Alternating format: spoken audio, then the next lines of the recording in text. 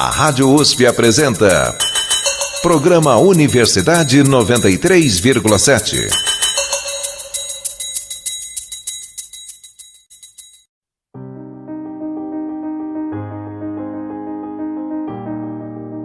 Então, o Guilherme é uma pessoa que tinha um desejo, tinha uma vontade, e eu não sou um crânio, não sou nada, sou extremamente esforçado, entendeu? Sou extremamente esforçado. Então, acho que Guilherme é esse tipo de pessoa, que quer uma coisa, se esforçou, mas com a ajuda dos outros conseguiu também.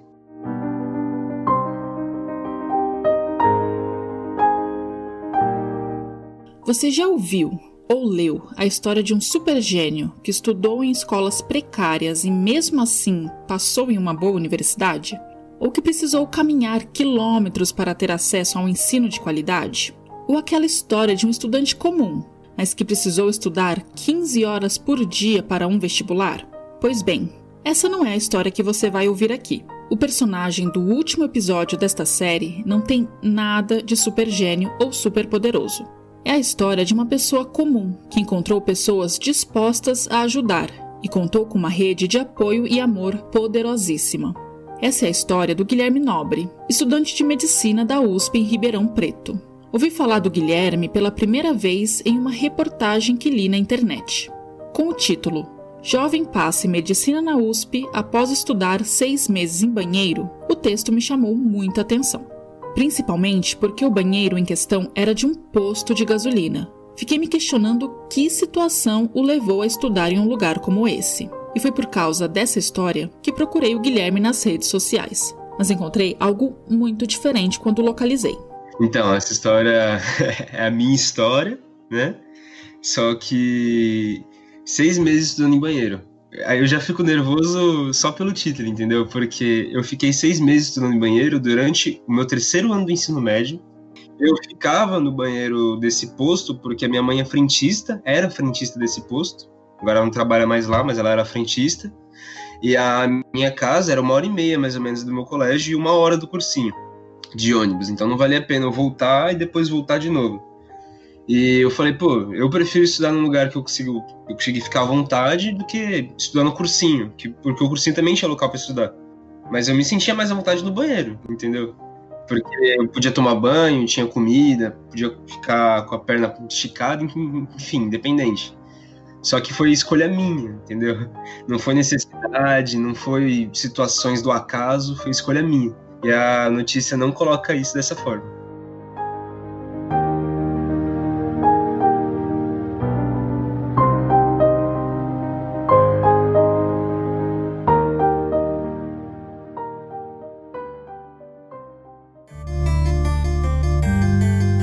Eu sou Carolina Marins e esse é o USP para Desprivilegiados, um podcast que tenta ver além das histórias de superação de pessoas pobres que entram na maior universidade do Brasil.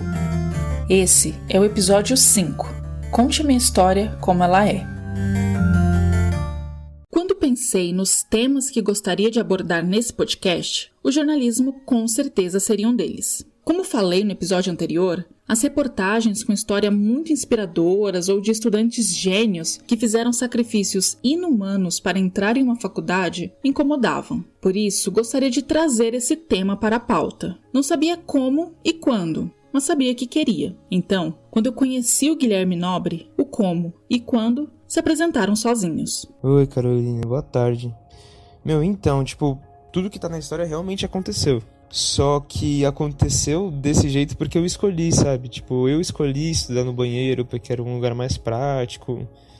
Eu tive que faxinar o cursinho porque dava bolsa e realmente meus pais não tinham dinheiro pra pagar R$2.000 de cursinho. Mas, um desconto grande assim eles conseguiam pagar, sabe? Então, se o teu foco for baixa renda, infelizmente eu não encaixo assim, sabe? Não era a história que eu estava esperando ouvir e contar, mas definitivamente era uma história que precisava ser contada. De repente, o Guilherme se tornou mais personagem do que já era. Embora estude em Ribeirão Preto, ele mora em Santos, no litoral paulista. A minha intenção era encontrá-lo em Santos por ser mais perto de São Paulo e por já ter amigos na cidade que poderiam me abrigar. Porém, assim como aconteceu com a gravação na cidade da Lohane, chegou o coronavírus no Brasil e entramos em isolamento social. A entrevista ocorreu por Skype e foi excelente. Pude então conhecer a verdadeira história do Guilherme Nobre.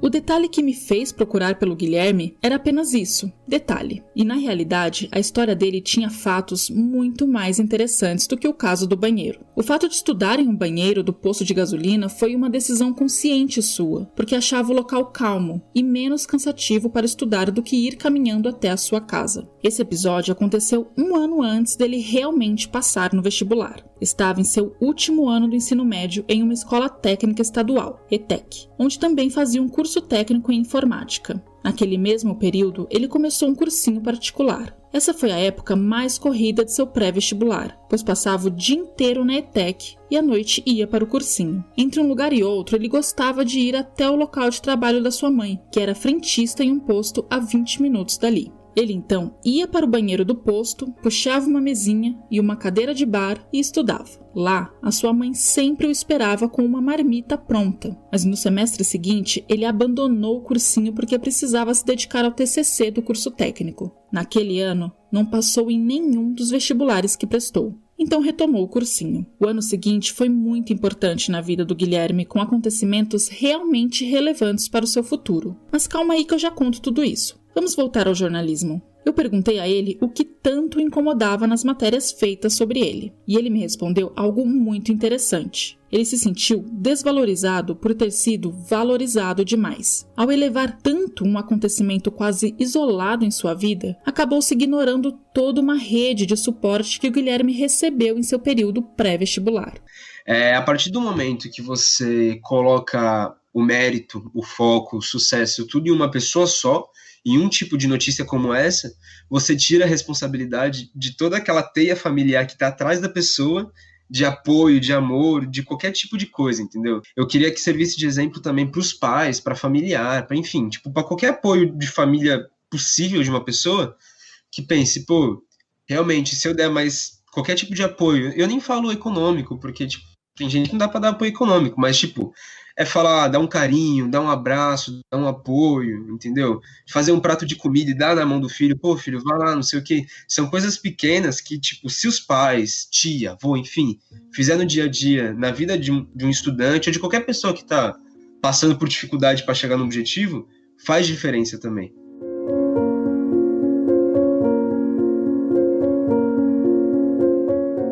Por causa da repercussão que sua história teve, várias pessoas começaram a procurá-lo oferecendo doação de dinheiro e de livros. E isso fez se sentir mal com a situação. Até mesmo seus colegas da faculdade e alguns professores conhecem as matérias. Alguns chegaram a sugerir que ele procurasse a assistência social da USP. E é importante falar sobre isso também, porque quando você me conhece, quando você fala comigo, você convive comigo, você não associa o Guilherme da história com o Guilherme de verdade, que sou eu. Você não associa, isso é muito ruim. Isso é muito ruim, porque as pessoas ficam achando, não, ou ele exagerou muito, ou é mentira, então fica construindo várias coisas. A partir do momento que eu chego na pessoa e falo, meu, a história é essa, as pessoas que eu gosto, que eu conheço, agora conseguem associar a história com a pessoa. Mas então, quem é o Guilherme de verdade? Uma coisa muito interessante que percebi em nossa conversa é o quanto o Guilherme utilizava a primeira pessoa do plural para contar a sua história. Não é o eu, é o nós. Ele e mais um monte de gente. E ele deixou muito claro o quanto queria que esse fosse o foco central da nossa conversa. Só que eu queria que o foco da entrevista, além de focar em mim de uma forma que, pô, ele é uma exceção, ele é uma prova que se você se esforçar, você pode estudar no banheiro do cursinho, você pode estudar em qualquer lugar que você vai conseguir, só que não, entendeu? Eu tenho uma casa boa, eu tenho pais juntos, tá ligado? Casados, que já é uma coisa difícil, e os dois me apoiam, os dois me dão amor, eu tive sorte de ter um cursinho caro pra caramba, que eu consegui bolsa aí, porque a diretora deduziu que eu merecia essa bolsa. Então, tipo, eu tive muita sorte. Se fosse depender só do meu mérito, eu tenho certeza que eu não ia estar no lugar que eu tô. Tem uma base muito grande debaixo de mim. Uma base muito grande, muito grande. Então eu fiquei incomodado, eu fiquei triste, sabe? Eu fiquei muito triste do jeito que eu fui colocado.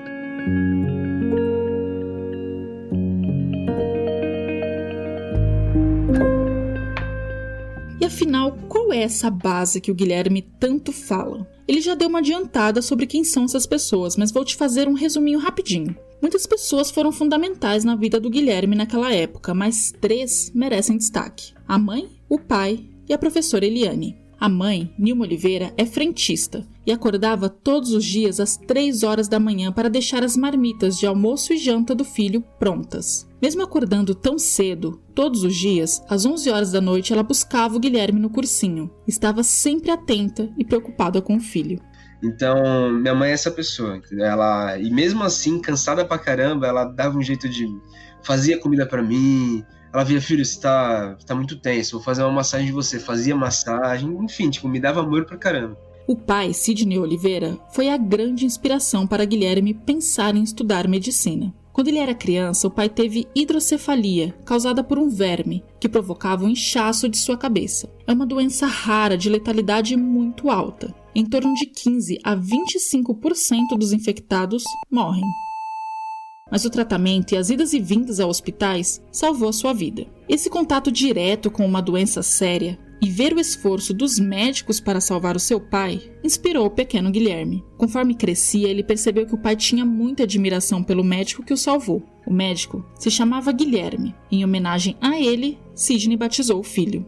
Era isso que ele queria: salvar pessoas a ponto delas sentirem tanta gratificação e darem o seu nome ao filho delas. Uma sensação que eu quero buscar na minha profissão é que as pessoas sejam gratas, assim, e que eu forme esse vínculo com as pessoas, sabe?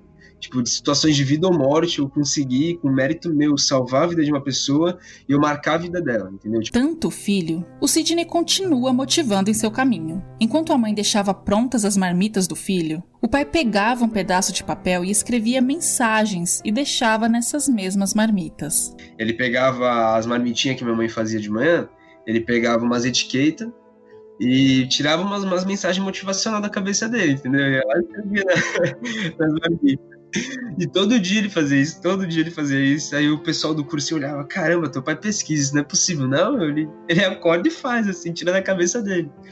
E mesma coisa, entendeu? Tipo, eles davam um jeito de dar amor, mesmo, eu nem via eles direito no dia, né, que era o dia inteiro estudando, mas nos mínimos detalhes eles davam amor.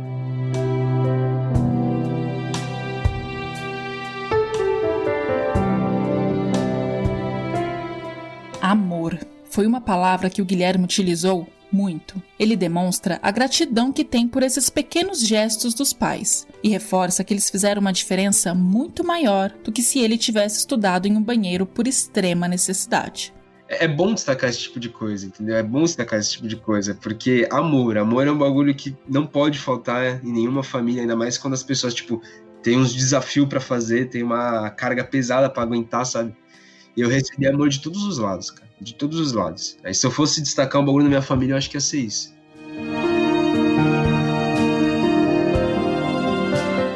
A gratidão do Guilherme também se estende para a professora Eliane Limonte, dona do cursinho no qual estudou. Mas antes de contar essa história, vou descrever uma imagem para você. Na mesma época que a história do Guilherme ficou conhecida, uma foto rodou as redes sociais. Até hoje, de vez em quando, essa foto volta a aparecer nas minhas redes, compartilhada por algum amigo. Nela, o Guilherme está com uma camiseta azul, em pé, chorando. À sua frente está uma mulher com uma mão em seu ombro e a outra apontando para o seu peito. Ela também está chorando. Ao fundo, uma menina olha a cena extremamente emocionada. A foto foi tirada no dia que ele recebeu o resultado das provas de vestibular. A mulher é a professora Eliane, chorando de orgulho do seu aluno. A moça ao fundo é a então namorada e agora amiga do Guilherme. A imagem em si é muito bonita e todas as vezes que eu a olho, eu me emociono. Após terminar o ensino médio e não passar em nenhum vestibular, o Guilherme e seu pai saíram pela cidade de Santos procurando cursinhos. O que cabia no orçamento da família era o cursinho objetivo, que o Guilherme havia feito no começo do ano anterior. Mas nessa busca ele conheceu o cursinho Sapiência, da professora Eliane. Ele amou o lugar, mas era muito além do que a família poderia pagar. Eles foram conversar com a Eliane para ver se havia algum jeito do menino estudar ali. Ela ofereceu de reduzir o valor da mensalidade se o Guilherme pudesse ajudar na limpeza do espaço. Então, 2 vezes na semana, ele e outra aluna limpavam a sala de aula, banheiros e lavavam louças. Mas com o passar do tempo, ele foi percebendo que o trabalho estava atrapalhando seu rendimento nos estudos. A professora Eliane também percebeu isso. Então disse que ele poderia manter a bolsa sem precisar trabalhar. E com isso, o seu rendimento melhorou muito no cursinho.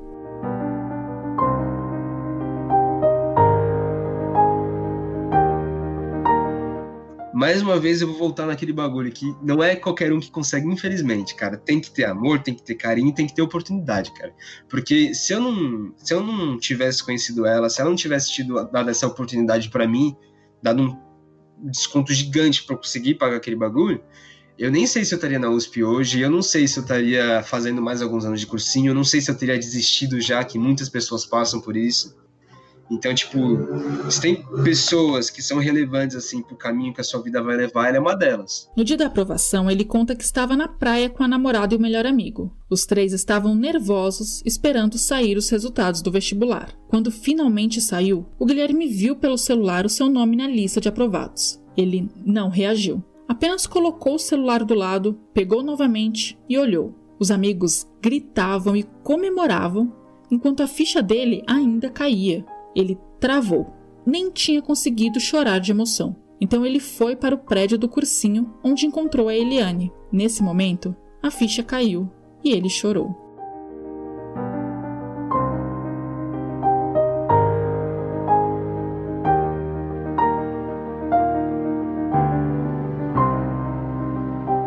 Aquela foto é quando eu chego, entendeu? Na sala do cursinho. Aí eu olhei ela, me abraçou, todo mundo me abraçou, eu desabei, eu tava chorando, aquela cara toda enrugada, vermelho, chorando. Não, e ela apontando no meu peito, falando, não, sabia que tu ia conseguir, sabia que tu era capaz, não sei o que, tipo, feliz também, saca, comemorando comigo. Aí aquela foto é aquilo, e a Vitória também, lá atrás chorando, tipo, felizona, meu, aquela foto, se eu pudesse, assim, tipo, destacar um momento, assim, de todo esse processo, era aquele. Meu Deus.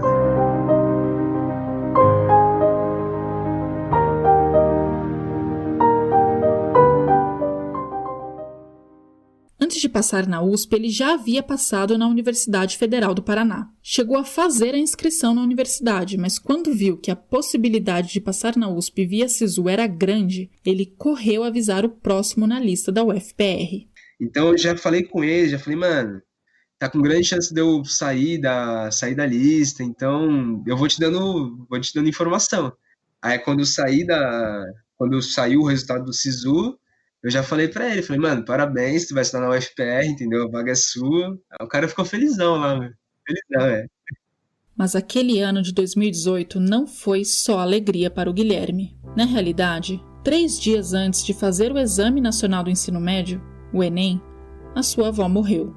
Ele morava com a dona Nani desde os 2 anos de idade e conta que foi criado pela avó. Tal como ele fala dos pais, ele fala que a avó também era cheia de amor e fez parte de sua rede de apoio durante anos. Nos primeiros anos de 2018, ela sofreu um AVC e ficou desacordada até o fim da vida. Se tornou comum o Guilherme passar noites no hospital com ela e levava seus livros para estudar no local. Um tempo depois, o seguro da família deixou de cobrir a internação na UTI e foi necessário levar a avó para casa. O Guilherme diz que uma das coisas mais difíceis foi lidar com o momento do vestibular, vendo a sua avó daquela forma, cercada de aparelhos, necessitando de cuidados intensos. 6 meses depois do AVC, em uma quinta-feira de novembro, ela morreu. 3 dias depois, no domingo, o Guilherme teve que fazer o Enem. E, tipo, eu lembro que, sinceramente, eu tava... Não sei, parece que... Aí é um bagulho, não sei se eu fiz certo ou não fiz, mas devido ao vestibular, devido à situação, eu tava muito seco, assim. Então, tipo, eu não sofri muito em relação à morte dela. E também eu acho que pelo fato dela da gente ver ela uns 4 meses, 3 meses sofrendo, também vai calejando o teu coração pra quando isso acontecer. Então aconteceu tudo de uma vez só, assim, ver as provas, ver os vestibular, no meio dos estudos apareceu ela também. E aí, aconteceu tudo isso de uma vez só, mas ela era uma pessoa também, tipo, igualmente, igual minha mãe, igual meu pai, extremamente amorosa, sabe?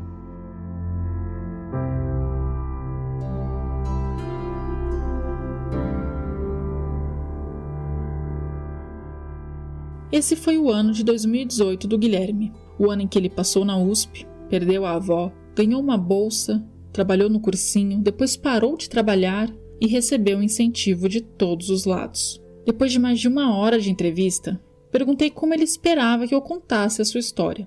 Essa foi a resposta. Eu quero que você conte de uma forma minha. De uma forma minha. Eu acho... É que nem eu vou falar de filme, entendeu? Filme é muito bonito quando tem aquele efeito especial, porradaria, fogo, tudo. Só que, quando é um filme simples, aqueles filme brasileiro, feito com o basicão, assim, que já fica um bagulho lindo, cara, lindo, carnal, sabe? Que, tipo, o momento clímax não é umas explosão, mas é o foco na atriz suada pra caramba, aquele olho arregalado. Enfim, quando tem sinceridade em alguma coisa, eu acho isso muito lindo. E eu queria, aí é pensamento utópico, assim, mas eu queria muito que as pessoas comecem a se interessar por história normal, por história real, e não por história hollywoodiana, saca? Então eu quero que você fale de uma forma simples, porque a partir do momento que você fale de uma forma simples, de uma forma real, pé no chão, todo mundo se identifica, consegue se identificar um pouco. Mas a partir do momento que você conta uma história, eu sei que você tem poucas linhas para falar uma história completa, é complicado uma reportagem, mas de uma forma sincera, saca? Tipo, expondo e dando muita importância para tudo que estava ao redor de mim, eu acho que muita gente vai ver e vai falar, pô, eu tenho 1% de semelhança com isso e isso já faz diferença. Porque, é muito mais fácil você se espelhar em uma pessoa próxima do que numa super estrela, tá ligado? Que já nasceu de uma forma diferente. Entendeu? É muito mais fácil você ter um espelho aqui, ó, um espelho de uma pessoa real, que você vê, que você sabe que chora, que tem medo, que treme, entendeu? É muito mais fácil. E, na minha opinião, motiva muito mais. Certo, agora minha luta é só minha. Não sou um privilegiado que vai beber da fonte da pobreza e depois golfar só pra te agradar. E é só o meu próprio poder que me joga pelo ar. E é só a gravidade que me traz de volta ao chão. Eu já venci. E eu continuo vencendo vocês todo dia enquanto eu respirar. Quando nós, jornalistas, escrevemos uma reportagem sobre um jovem pobre que passou na universidade pública, para quem estamos escrevendo? É para a audiência que gosta de histórias fantásticas de supergênios que saíram de onde menos se espera, ou é para o próximo estudante pobre que vai tentar essa universidade? Quem te inspirou mais? O Guilherme que estudava no banheiro de um posto de gasolina ou o Guilherme que recebia bilhetes motivacionais do pai? O que é mais bonito de imaginar? Um rapaz estudando em um posto ou ver a professora Eliane apontando em seu peito e chorando de orgulho? Ninguém é uma ilha. Ninguém vive ou prospera sozinho. Somos seres sociais e que necessitam de laços afetivos. Então, mais motivador do que ser um gênio do vestibular que saiu dos extremos do Brasil é ter uma rede gigantesca de apoio por trás de você, te empurrando. Se apoie nisso. E se você for um vestibulando agora, questionando a sua capacidade de entrar, aqui vai um incentivo. No ano que vem, metade dos ingressantes da FUVEST serão das escolas públicas. Essa sim é uma manchete inspiradora. E sempre que eu sou cruel, eu lembro da sua bondade. Você disse que eu podia ser um gênio, mas pode o filho de uma enfermeira ser um gênio? E de onde vem todo esse rancor? Para o jornalismo, notícia é o fato que foge do normal. Alguém pobre passar em uma universidade historicamente ocupada pela elite paulista é algo que foge do normal, por isso vira notícia.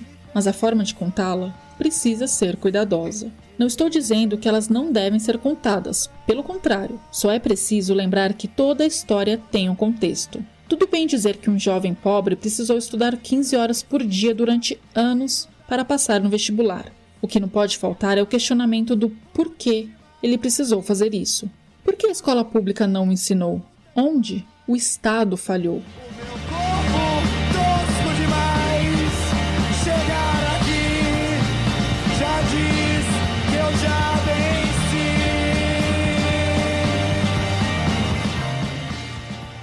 Esse foi o último de uma série de 5 episódios que apresentam 5 histórias de 5 estudantes da USP. Embora tenha sido feito no contexto de um TCC, esse não é um trabalho de pesquisa. Não há conclusões nem considerações, apenas 5 histórias que não tentam provar um ponto ou pintar uma realidade, mas sim que buscaram trazer discussões e reflexões sobre como é ser um aluno pobre na maior universidade do Brasil. No ano em que eu estou saindo da USP, há muito mais alunos pobres das escolas públicas do que no ano em que eu entrei. E deixo aqui as minhas mais sinceras esperanças de que um dia esse número seja tão grande que o fato de uma pessoa pobre passar nesse vestibular não seja mais uma notícia.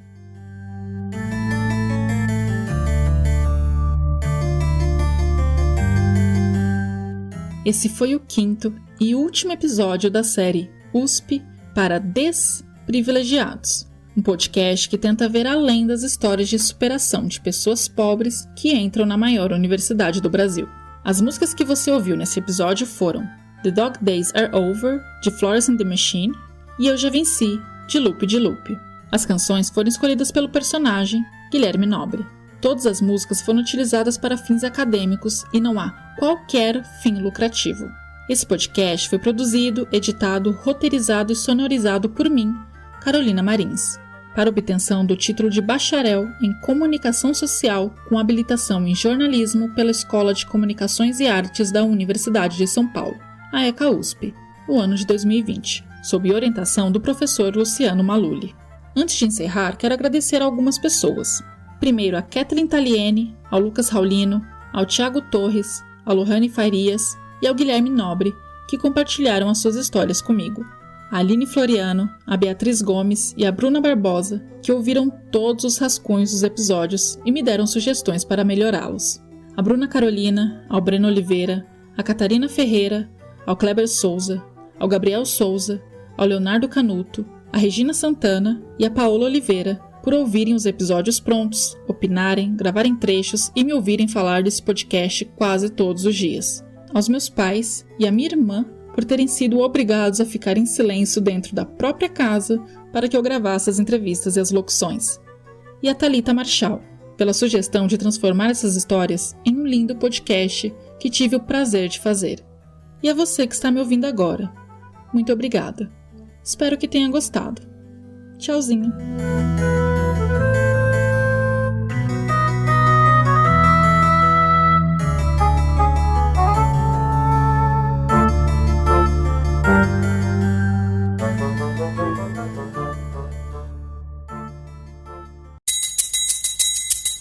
A Rádio USP apresentou Programa Universidade 93,7.